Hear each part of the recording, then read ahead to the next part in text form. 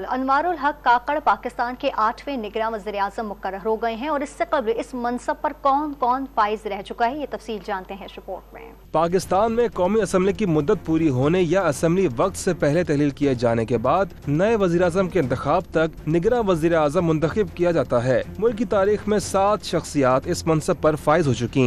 गुलाम मुस्तफा जतोई मुल्क के पहले निगरान वज़ीर-ए-आज़म बने। वो 6 अगस्त 1990 से 6 नवंबर 1990 तक वज़ीर-ए-आज़म हाउस के मकीन रहे। दूसरी बार निगरान वज़ीर-ए-आज़म के तौर पर बल्ख शेर मज़ारी सामने आए, जब उस वक्त के सदर गुलाम इसहाक खान ने नवाज शरीफ की हुकूमत बर्खास्त करके इंतखाबात का ऐलान किया।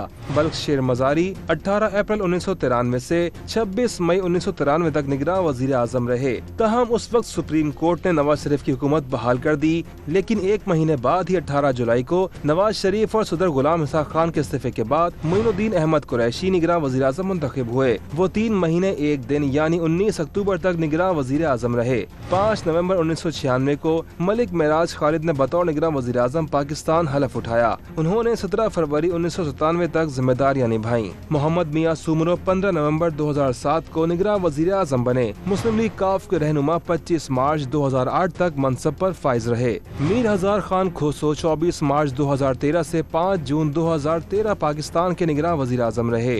जस्टिस रिटायर्ड नासिर उल मुल्क ने बतौर 7वें निगरान वज़ीर-ए-आज़म पाकिस्तान हलफ उठाया और 13 मई 2018 से 18 अगस्त 2018 तक ओहदे पर मौजूद रहे।